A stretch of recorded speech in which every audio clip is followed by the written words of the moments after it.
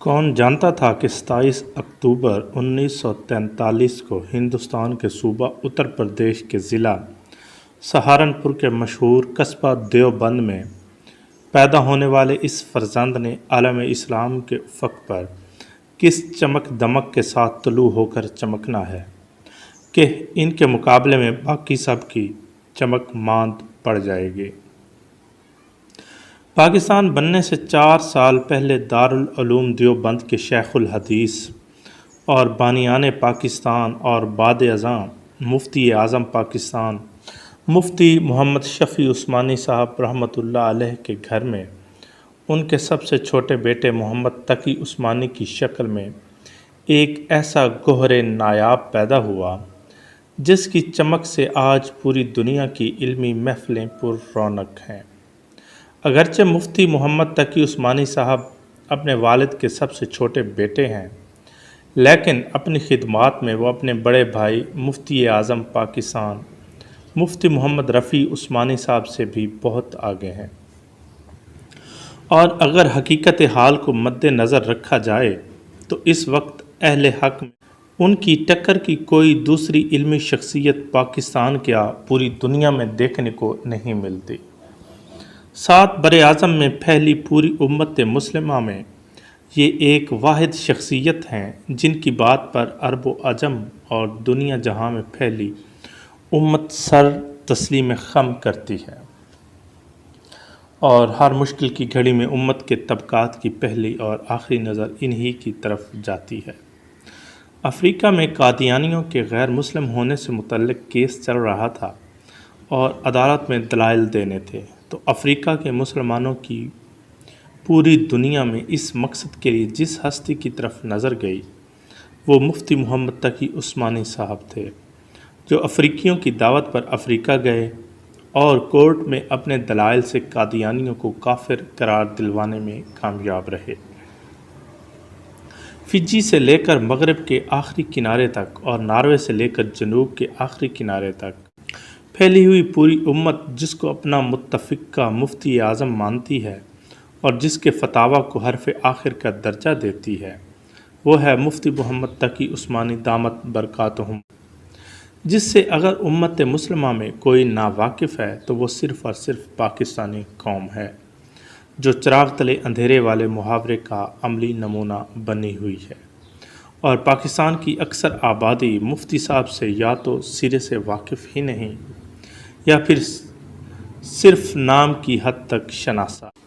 مفتی تقی عثمانی صاحب وہ ہستی ہیں جسے سعودی عرب عرصہ دراز سے نیشنلٹی دے کر مستقل سعودی شہریت اور رہائش کا اصرار کر رہا ہے، مگر یہ درویش اپنی مٹی سے محبت کا قرض چکانے کے لیے حرمین شریفین کا پڑوس چھوڑے ہوئے ہے۔ اردن کے بادشاہ نے ان کی دینی خدمات کے اعتراف میں انہیں اپنے ملک کا سب سے بڑا ایوارڈ دیا ہے۔ صرف اسلامی دنیا کے حکمران نہیں بلکہ برطانیہ، انگلینڈ کے سابق وزیر اعظم ڈیوڈ کیمرون سے لے کر شمالی لاطینی امریکہ کے صدور تک مفتی تقی صاحب سے وقت لے کر ان سے اسلام کے نظام معیشت پر آگاہی لیتے ہیں اور اپنے سودی نظام کے مقابلے میں اپنے ہاں اسے نافذ العمل کروانے کے لیے مشورے لیتے ہیں، جنہیں خطابات کے لیے صرف پاکستان یا دیگر ممالک کے مدارس سے ہی دعوت نامے نہیں ملتے، بلکہ دنیا کی نامور اور مشہور زمانہ یونیورسٹیوں سے لے کر ورلڈ اکنامک فورم جیسے عالمی فورمز پر معیشت کے موضوع پر خطاب اور آگاہی پروگراموں کے لیے مہمان خصوصی کے طور پر بلایا جاتا ہے۔ 150 سے زائد عربی، اردو، فارسی اور انگریزی زبانوں پر مبنی کتابوں کا علمی خزانہ امت کو لکھ کر ہدیہ کر چکے ہیں، اور یہ کوئی 150 کتابچے نہیں بلکہ ایک ایک کتاب کئی کئی جلدوں پر محیط ہے، اور ہر جلد میں ہزاروں صفحات ہیں۔ پاکستان کی اعلیٰ عدالت سپریم کورٹ کے شریعت اپیلیٹ بینچ کے کم و بیش 20 سال چیف جسٹس رہ چکے ہیں۔ اس دوران کئی تاریخی اور یادگار فیصلے صادر فرما چکے ہیں، جن میں سود کے خلاف تاریخی فیصلہ ہمارے عدالتی فیصلوں کے ماتھے کے جھومر کے طور پر تا قیامت چمکتا دمکتا اور یادگار رہے گا۔ سود سے لتڑی ہوئی آلودہ بینکاری کے مقابلے میں دنیا کو سود سے پاک اسلامی اصولوں پر مبنی بینکاری کا مکمل نظام لکھ کر دے چکے ہیں۔ موجودہ اسلامی بینکاری کے نام سے مشہور بینک ان کے بتائے ہوئے نظام پر عمل کر رہے ہیں یا نہیں، اس میں مفتی صاحب کا کوئی دوش نہیں۔ انہوں نے مکمل نظام مرتب کر دیا ہے۔ اب اہل اقتدار کی ذمہ داری ہے کہ وہ اسلامی بینکوں کو مفتی تقی صاحب کے مروج کردہ اصولوں پر چلانے کے لیے قانون سازی کرے۔ اگر کہیں کوئی کمی کوتاہی ہے تو اس میں مفتی تقی صاحب کا کوئی قصور نہیں، اور یہ واحد اسلامی مصنف ہیں جنہوں نے آسان ترجمہ قرآن کو زمین کی بجائے فضا میں لکھ کر عالم اسلام میں ایک نئے ریکارڈ کا اضافہ کیا۔ 3 جلدوں پر مبنی آج تک لکھے گئے تراجم قرآنیہ میں سب سے سلیس، بامحاورہ اور شستہ اردو سے مزین خوبصورت آسان ترجمہ قرآن سارے کا سارا اپنے عالمی اسفار کے دوران جہاز کی پروازوں میں لکھا اور یوں ایک نیا ریکارڈ بھی قائم کر گئے۔ ان سے پہلے چند لوگوں نے انگریزی میں قرآن کا ترجمہ کیا تھا، مگر وہ لوگ چونکہ باقاعدہ مولوی اور عربی پر اتنی مہارت نہیں رکھتے تھے، بلکہ انہوں نے قرآن کے اردو تراجم کو انگریزی میں نقل کیا تھا، اس لیے ان انگریزی تراجم میں وہ چاشنی نہ تھی۔ اس طرح مفتی تقی عثمانی صاحب وہ پہلے عالم دین ہیں جنہیں بذات خود عربی پر مادری زبان جتنا عبور حاصل ہے اور انگریزی میں بھی مہارت تامہ حاصل ہے۔ یوں دونوں زبانوں پر مکمل عبور کی وجہ سے ان کا لکھا گیا انگریزی ترجمہ قرآن آج یورپ کے مسلمانوں کی متاع عزیز بنا ہوا ہے، اور بلا شبہ اردو کی طرح انگریزی میں بھی ان کے جیسا ترجمہ قرآن دوسرا نہیں ملتا۔ زندگی کے ایک ایک لمحے کو قیمتی بنانے والے اور اسے ذریعہ آخرت بنانا کوئی مفتی تقی صاحب سے سیکھے کہ جہاز کی پرواز کے دوران کے وقت کو بھی ضائع ہونے سے بچایا اور اردو کا سب سے خوبصورت مستند بامحاورہ آسان ترجمہ قرآن لکھنے جیسے خوبصورت کام میں لگا کر ذخیرہ آخرت بنا لیا۔ سن 2009 میں PIA پر پوری دنیا میں سب سے زیادہ ٹریولنگ کرنے والے مفتی تقی عثمانی صاحب تھے، جس پر PIA نے انہیں بطور اعزاز عمر بھر کے لیے PIA پر سفر کرنے کی صورت میں ان کو 1/3 یا آدھے کرائے میں سفر کرنے کی سہولت دے رکھی ہے۔ مفتی تقی عثمانی صاحب اپنی مادری زبان اردو کے ساتھ دیگر 4 زبانوں عربی، انگریزی، فارسی اور ہسپانوی یعنی کہ اسپینش پر بھی مکمل عبور رکھتے ہیں۔ خاص کر عربی اور انگریزی میں بہت ہی زیادہ مہارت رکھتے ہیں، چنانچہ ان کے اردو سے زیادہ عربی اور انگریزی کے بیانات سے انٹرنیٹ بھرا پڑا ہے۔ اس کے علاوہ مفتی محمد تقی عثمانی صاحب پاکستان کے علاوہ دنیا بھر میں کن کن عہدوں پر فائز رہ چکے ہیں یا ابھی تک فائز ہیں، ان کی تفصیل یہ ہے۔ تاحال جن عہدوں پر فائز ہیں وہ یہ ہیں: چیئرمین شرعیہ board of state bank Pakistan, نائب محتمم اور شیخ الحدیث جامع دارالعلوم کراچی، چیئرمین انٹرنیشنل شریعہ standard council accounting and auditing organization of Islamic financial institution Bahrain,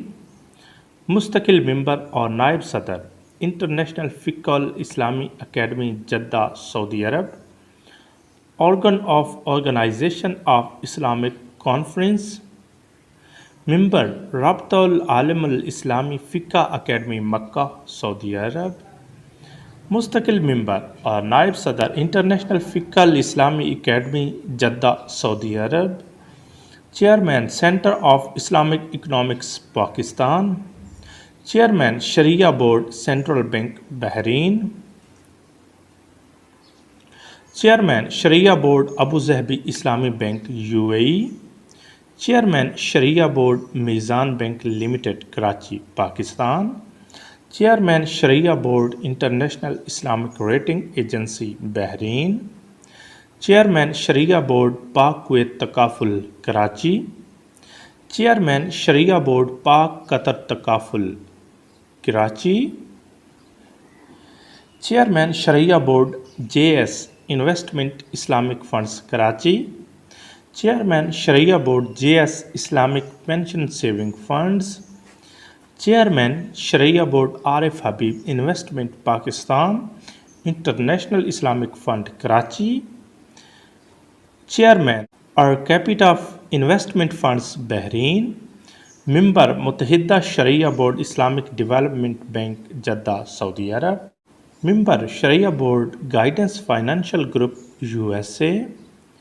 ماضی میں جن عہدوں پر فائز رہ چکے ہیں ان کی تفصیل کچھ یوں ہے۔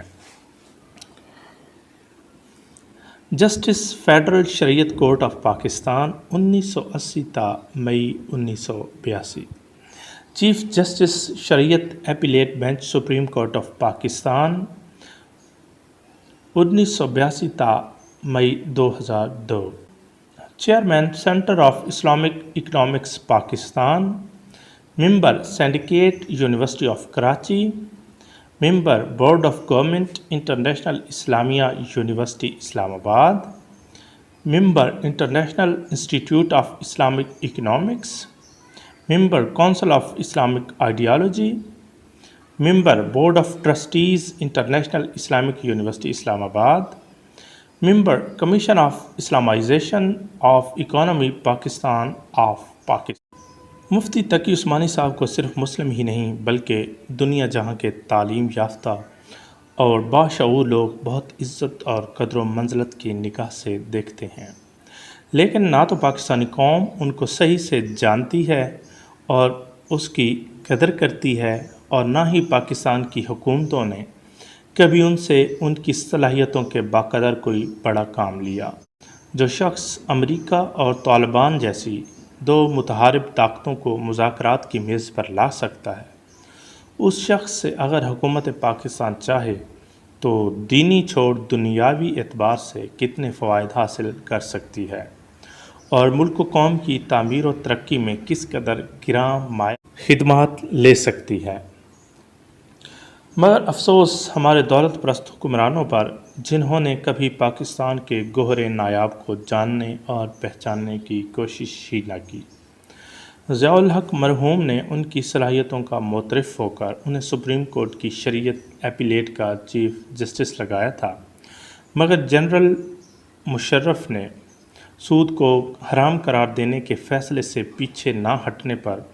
زبردستی اور قبل از وقت معزول کر دیا۔ مفتی تقی صاحب کی تعریف میں دیوان بھی لکھ دیے جائیں تو وہ بھی کم ہیں۔ بس اتنا کہنا چاہوں گا کہ اگر آج کی دنیا میں اقبال کے شعر کی کوئی زندہ مثال ہے تو وہ مفتی تقی عثمانی صاحب کے سوا کوئی دوسرا نہیں۔ یوں لگتا ہے کہ اقبال اپنی قبر سے اٹھ کر دوبارہ سے مفتی محمد تقی عثمانی صاحب کی خدمات کو سراہتے ہوئے یہ شعر کہہ رہے ہیں: ہزاروں سال نرگس اپنی بے نوری پہ روتی ہے، بڑی مشکل سے ہوتا ہے چمن میں دید آور پیدا۔ آج تک کے لیے اتنا ہی، اجازت چاہیں گے، اللہ حافظ۔